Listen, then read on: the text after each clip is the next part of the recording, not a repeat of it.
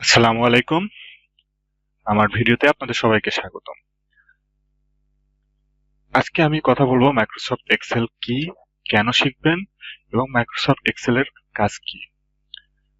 আমাদের প্রতিদিনের কাজে কর্মক্ষেত্রে বিভিন্ন মানুষের সময় বাঁচানোর চাই এবং কাজ আরো সহজ করা যায় এবং মাইক্রোসফট এক্সেলের মাধ্যমে আমরা কাজটাকে আরো স্মুথলি কম সময়ের মধ্যে কাজটা কমপ্লিট করতে পারি।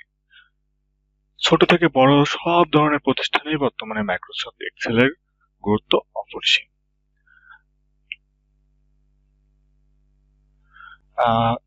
মাইক্রোসফট এক্সেল হলো মাইক্রোসফট অফিসের উইন্ডোজ ভিত্তিক এক প্রকার স্প্রেডশিট অ্যানালাইসিস প্রোগ্রাম। এক্সেলের পৃষ্ঠাটি অনেকগুলো সারি এবং কলামে বিভক্ত থাকে। এতে ডাটা এন্ট্রি করে নিখুঁতভাবে গ্রাফ তৈরির মাধ্যমে বিশাল তথ্যকে বিশ্লেষণ করা যায়। এর জন্যই এই সফটওয়্যারকে স্প্রেডশিট অ্যানালাইসিস প্রোগ্রামও বলা হয়ে থাকে। মাইক্রোসফট এক্সেলের কাজ কি? অনেক আগে থেকেই মাইক্রোসফট এক্সেল অফিসের বিভিন্ন হিসাব নিকাশ থেকে শুরু করে ব্যবসায় প্রতিষ্ঠান এবং শিক্ষা প্রতিষ্ঠানেও গুরুত্বপূর্ণ ভূমিকা রেখে আসছে। পারিবারিক হিসাব থেকে একাডেমিক এবং প্রাতিষ্ঠানিক সকল ধরনের কাজ করার জন্য মাইক্রোসফট এক্সেল বর্তমানে ব্যবহার হয়ে থাকে। মাইক্রোসফট এক্সেলের মাধ্যমে আমরা কি ধরনের কাজ করতে পারবো? মাইক্রোসফট এক্সেলের মাধ্যমে আমরা কাজ করতে পারবো, ক্যালকুলেশন করা যাবে, যেখানে আমরা যোগ, বিয়োগ, গুণ, ভাগ এবং অন্যান্য যে এভারেজ সহ অন্যান্য সকল ধরনের ক্যালকুলেশন আমরা মাইক্রোসফট এক্সেলের মাধ্যমে করতে পারবো। মাইক্রোসফট এক্সেলের মাধ্যমে আমরা ডাটা এন্ট্রি করতে পারবো, ডাটা স্টোরেজ এবং অ্যানালাইসিস করতে পারবো। আহ, বিভিন্ন কোম্পানিতে আমরা সবসময় দেখে থাকি প্রতি আহ, একটা নির্দিষ্ট রিপোর্টিং পর পর কিছু প্রেজেন্টেশন, কিছু ভিজুয়ালাইজেশন করা হয়। আমরা মাইক্রোসফট এক্সেলের মাধ্যমে রিপোর্টিং এবং ভিজুয়ালাইজেশনের কাজও করতে পারবো। কোম্পানিগুলোতে সাধারণত বছর শেষে এবং মাস শেষে অথবা প্রত্যেক দিনের জন্য অ্যাকাউন্টিং ও বাজেটিং করা হয়। মাইক্রোসফট এক্সেলের মাধ্যমে আমরা অ্যাকাউন্টিং রিলেটেড কাজও করতে পারি, বাজেটিং রিলেটেড অ্যানালাইসিস গুলো আমরা মাইক্রোসফট এক্সেলের মাধ্যমে করতে পারি। এখন আমরা আসব মাইক্রোসফট এক্সেল শুরু থেকে কিভাবে আমরা করতে পারি। মাইক্রোসফট এক্সেল শেখার জন্য আপনাকে আহ, ধৈর্য ধরে আমার ভিডিওগুলো দেখতে পারেন এবং বিভিন্ন স্টাডি করতে পারেন, বিভিন্ন বই থেকে স্টাডি করতে পারেন, অথবা আপনি চাইলে গুগলের হেল্প নিয়েও মাইক্রোসফট এক্সেল শিখতে পারবেন। সেক্ষেত্রে আপনাকে কনসিস্টেন্সি মেনটেন করতে হবে। আপনি যদি মনে করেন যে আপনি মাইক্রোসফট এক্সেলটা শিখে গেছেন, এখন আপনি রেস্ট নিলেন, কিছুদিন পরে দেখবেন আপনি মাইক্রোসফট এক্সেলের কাজগুলো ভুলে গেছেন, আপনি ফর্মুলাগুলো অ্যাপ্লাই করতে পারছেন না, আপনি ওয়ার্কবুকটা ঠিক মতো বুঝতে পারছেন না। তো সেক্ষেত্রে আপনাকে চর্চার উপর থাকতে হবে, আপনাকে প্রতিনিয়ত প্র্যাকটিস করতে হবে, কাজের মধ্যে থাকতে হবে। আমরা সাধারণত দেখি জব মার্কেটে গিয়ে যে অনেকেই মাইক্রোসফট এক্সেল বা এক্সেল এর কাজগুলো স্মুথলি করতে পারে না, যার জন্য তাদেরকে অনেক সময় জব হারাতে হয়, অপমানিত হতে হয়। তো আমি এই ভিডিওগুলো আনছি একেবারে বেসিক লেভেল থেকে, যারা স্কুল, কলেজ বা ভার্সিটি থাকা অবস্থায় এক্সেলটাকে শিখতে চাচ্ছেন বা এক্সেল শেখাটাকে শুরু করতে চাচ্ছেন, অথবা যারা জবে আছেন নিজেকে আরো ইমপ্রুভ করতে চাচ্ছেন, এই এই ভিডিওগুলো তাদের জন্য হেল্পফুল হবে। এই ভিডিওগুলোতে আমি একদম বেসিক থেকে শুরু করব, তারপরে ইন্টারমিডিয়েট লেভেল, তারপরে বিভিন্ন অ্যাডভান্স লেভেলের কাজগুলো দেখাবো, সাথে কিছু ওয়ার্ক রিলেটেড প্র্যাকটিক্যাল এক্সাম্পলও আমি দেখাবো। তো ফার্স্টে আমি শুরু করব কিভাবে মাইক্রোসফট এক্সেলটি ওপেন করতে পারি। আমরা মাইক্রোসফট এক্সেলটি ওপেন করার জন্য আমরা স্টার্ট বার থেকে আমরা আলফাবেটিক্যালি নিচে নেমে দেখতে পারি এখানে মাইক্রোসফট এক্সেল একটা আইকন দেখা যাচ্ছে। এই আইকনে ক্লিক করলে আমরা মাইক্রোসফট এক্সেলটি ওপেন করতে পারবো। অথবা আপনি সার্চ বক্স থেকে সার্চ দিতে পারেন এক্সেল, লিখে ইন্টার ট্যাব দিলে আপনার মাইক্রোসফট এক্সেলটি ওপেন হয়ে যাবে। এখন মাইক্রোসফট এক্সেল ওপেন হওয়ার পরে আমরা যে জিনিসটা দেখতে পাচ্ছি একটা হোম পেজ অথবা ব্যাক স্টেজ। এই হোম পেজে আমরা কি দেখতে পাচ্ছি? হোম পেজে আমরা দেখতে পাচ্ছি কিছু টেমপ্লেট দেওয়া আছে এবং টেমপ্লেটের সাথে আমার কিছু রিসেন্ট ওপেন করা ফাইলও এখানে আপনি দেখতে পারবেন। যদি আপনার কোনো ওপেন করা ফাইল না থাকে, আগে কোনো কাজ করে না থাকেন, তাহলে আপনাকে রিসেন্ট কোনো ফাইল দেখাবে না, আপনাকে শুধুমাত্র এই টেমপ্লেট গুলো দেখাবে। তো এই টেমপ্লেট গুলো আপনি চাইলে আরো অনেক টেমপ্লেট আছে, এখান থেকে আপনি মোর টেমপ্লেটে গিয়ে আপনি দেখতে পারেন যে আপনার জন্য কিছু রেডিমেড টেমপ্লেট দেওয়া আছে। আপনি চাইলে এখান থেকে সার্চও করতে পারেন, বিজনেস রিলেটেড নিতে পারেন, পার্সোনাল রিলেটেড নিতে পারবেন। আপনি চাইলে আপনার ইচ্ছা মতো স্প্রেডশিট নিতে পারবেন। আমরা সাধারণত কোনো কাজ শুরু করার আগে একটি ব্ল্যাঙ্ক ওয়ার্কবুক নিয়ে কাজ করি। তো এখান থেকে যদি আমি ব্ল্যাঙ্ক ওয়ার্কবুকটাকে সিলেক্ট করি, আমাদের একটা স্প্রেডশিট চলে এসেছে। এই ফুল ইন্টারফেসটাকে আমরা বলতেছি কি স্প্রেডশিট। এখানে স্প্রেডশিটটা শুরু হওয়ার পরে আমরা কয়েকটা জিনিস ভালো মতো শিখবো, কয়েকটা জিনিস ভালো মতো জানবো, কারণ আমাদের প্রতিনিয়ত এই জিনিসগুলোর নাম ব্যবহার করতে হয়, নামগুলো দিয়ে আমরা কাজ করি। আমরা ফার্স্ট থেকে যদি দেখি, তাহলে আমরা সব থেকে উপরে যেটা দেখতে পাচ্ছি টাইটেল বার। টাইটেল বারে আমরা কি দেখি যে আপনার ফাইলটা কি নামে সেভ করা আছে, না ফাইলের টাইটেল কি। আপনি যখন ফাইলটা সেভ করবেন, আপনি যখন প্রিজার্ভ করতে যাবেন, তখন আপনাকে ফাইলটার একটা নাম দিয়ে দিবেন। আপনি টাইটেল বারে সেই নামটাই দেখতে পারবেন যে আপনার ফাইলটা কি নামে সেভ করা আছে, কি টাইটেল আপনার ফাইলটাতে দেওয়া আছে। তারপরে আমরা দেখতে পারি কুইক অ্যাক্সেস টুলবার।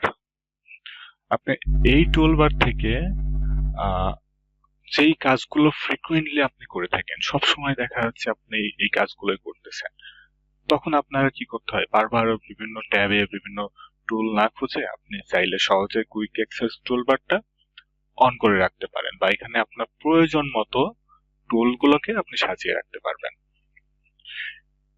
এখানে একটা সার্চ বার দেখতে পারবেন, যেখান থেকে আপনি ডাটা সার্চ করতে পারবেন বা আপনি কি রিলেটেড কাজ করছেন সেটা দেখতে পারবেন। এখান থেকে আপনি দেখতে পারবেন মিনিমাইজেশন এবং আপনার এক্সেল স্প্রেডশিটটা থেকে কিভাবে বের হয়ে যায় সেই আইকনগুলো। এরপরে আমাদের ইম্পর্টেন্ট যে পার্টটা, সেটা হচ্ছে আমাদের ট্যাব। এই এই লাইনটাকে আমরা বলতেছি ট্যাব।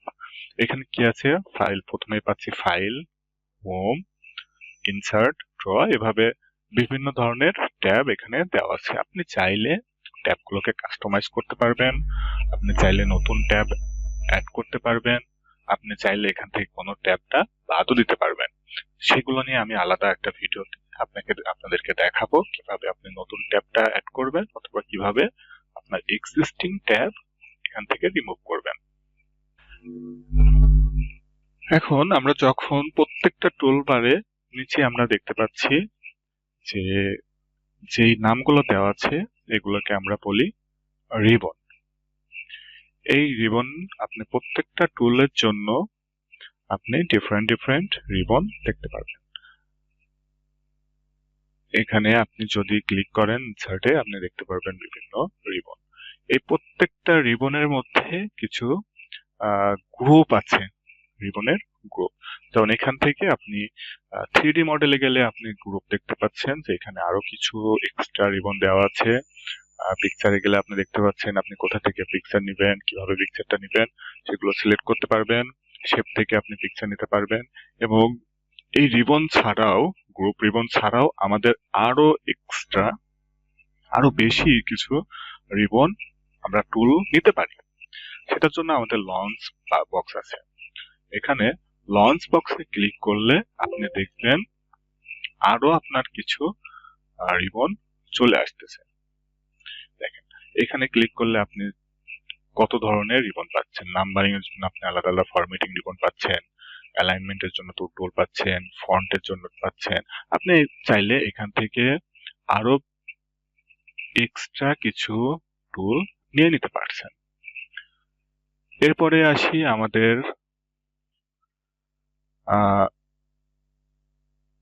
Name, sell name. আপনি কোন সেলে আছেন সেটা আপনার এই বক্সটাতে ডিটারমাইন করে দেবে। ধরুন আপনি এখন এখানে আছেন।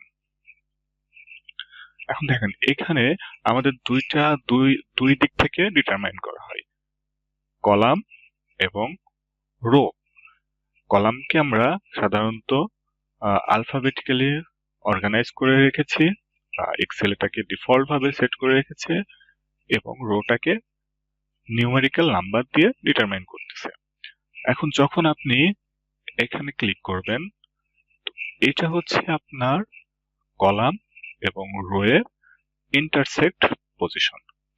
তো এখানে আপনি এই সেল, এটাকে সেল বলা হয়। প্রত্যেকটা যে বক্স গুলো দেখতে পাচ্ছেন, খোপ গুলো দেখতে পাচ্ছেন, এই প্রত্যেকটা বক্সকে আপনি একটা একটা সেল বলতে পারবেন। তো এই সেলের নাম কি? এই সেলের নামটা হচ্ছে F4। F4 দ্বারা এই সেলটাকে আমরা ডিটারমাইন করছি। এই F4 সেল বক্সে, নেম বক্সে আমরা পেয়ে যাচ্ছি। এরপরে আমরা যেটা দেখবো সেটা হচ্ছে ফর্মুলা বার। ফর্মুলা বার থেকে আমি কি করতে পারি? আমি বিভিন্ন ধরনের ফর্মুলা টাইপ করতে পারি, এবং আপনি যে টেক্সট গুলো এখানে লিখবেন সেগুলো আপনি ফর্মুলা বারে দেখতে পারবেন। এক কথায় আপনি যা টাইপ করবেন, যা লিখবেন প্রত্যেকটা সেলে, আপনি সেটা ফর্মুলা বারে দেখতে পারবেন। এবং আপনি চাইলে ফর্মুলা বার থেকে সেটাকে চেঞ্জও করতে পারবেন। আপনি চাইলে নতুন কিছু অ্যাড করতে পারবেন, নতুন কিছু লিখতে পারবেন, আবার চাইলে কিছু ডিলিটও করতে পারবেন। এরপরে আসি আমাদের শীট। এই ফুল ইন্টারফেসটাকে আমরা সাধারণত শীট বা স্প্রেডশিট বা ওয়ার্কশিট বলে থাকি। এখানে আমরা বিভিন্ন ধরনের এখানে আমাদের শুধুমাত্র একটাই শীট দেওয়া আছে, একটা স্প্রেডশিট দেওয়া আছে। আমরা চাইলে নতুন নতুন আরো স্প্রেডশিট এখান থেকে খুলতে পারি। আপনি যতগুলো খুলবেন সবগুলোকে স্প্রেডশিট বলা হবে। এই সবগুলো স্প্রেডশিট নিয়ে আমার এই একটা ওয়ার্কবুক তৈরি হবে। এরপরে আসি আমাদের স্ক্রল বার।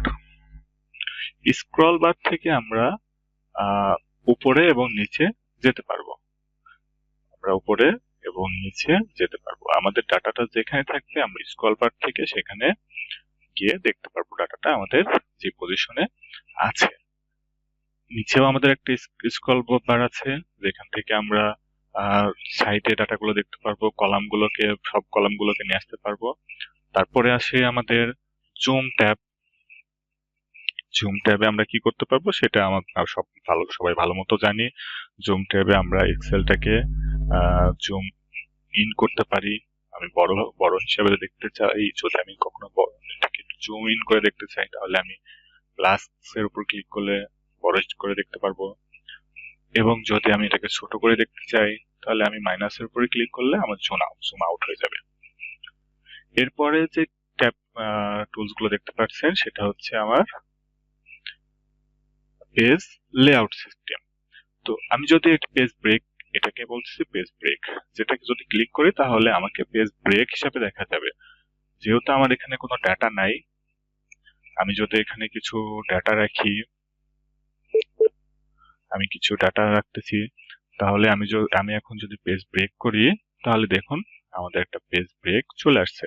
এখানে আমাদের পেজ নাম্বার সহ আমাদের একটা সেটআপ চলে আসছে, প্রিন্টেবল ফরম্যাটে চলে আসতেছে। এরপরে যদি আমি পেজ লেআউটে যাই, পেজ লেআউটে গেলে আমি ডিরেক্ট দেখতে পারবো যে আমার পেজের সাইজটা অনুযায়ী আমার ডাটাটুকু পেজের কোন পজিশনে দেওয়া আছে। এখান থেকে আমি বুঝতে পারবো আমার এক পেজে কতটুকু ইনফরমেশন আমি রাখতে পারবো। সাধারণত আমরা এক্সেল ওপেন করার পর যে ইন্টারফেসটা দেখতে পাই সেটা হচ্ছে নর্মাল ভিউ। আমরা নর্মাল ভিউতেই সাধারণত কাজ করে অভ্যস্ত, যদি আমাদের পেজ ব্রেক বা পেজ লেআউটের প্রয়োজন না হয়। এখন আমরা এখান থেকে রো শিখলাম, কলাম শিখলাম। এখন আমাদের সেল শিখলাম। এখন আমাদের এই যে টাইপ করা আছে, এই যে লেখাগুলো আছে, এই প্রত্যেকটা লেখা প্রত্যেকটা সেলে আছে। এই প্রত্যেকটা সেলকে যখন আমরা এক নামে ডাকবো তখন এটাকে আমরা বলবো রেঞ্জ। এখানে সেলের এতগুলো সেল নিয়ে আমাদের একটা রেঞ্জ ক্রিয়েট হয়েছে। এই সেলগুলোর সমন্বয়ে আমরা বলছি কি, যে রেঞ্জ। এখানে কতগুলো রেঞ্জ আমরা কাউন্ট করতেছি, আমাদের সেল আছে এখানে 100টা পর্যন্ত আমরা কাউন্ট করে দেখাচ্ছি। আপনি সেটা কোথায় পাবেন? নিচে আপনি এখানে দেখতে পারবেন যে এখানে আপনি কাউন্টে কতটুকু আপনাকে দেখানো হচ্ছে। এখন আপনি সব সময় এক্সেলটাকে ওপেন করার জন্য আপনি স্টার্ট মেনু অথবা সার্চ বক্স এটা ইউজ করতে চাচ্ছেন না। আপনি চাচ্ছেন যে আপনি ইমিডিয়েটলি আপনি এক্সেলটাকে ওপেন করবেন, আপনার যাতে কোনো সার্চ না দেওয়া লাগে।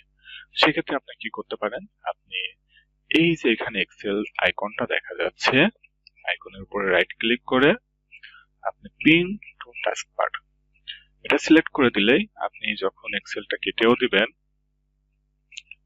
এক্সেলটা কেটে দিবেন, তখন দেখেন আপনি এখানে এক্সেলের আইকনটা এখন আছে। আবার যদি আপনি এখানে ক্লিক করেন তাহলে আপনার এক্সেলটা ওপেন হয়ে যাবে। ধন্যবাদ। আজকের ভিডিওতে এই পর্যন্তই।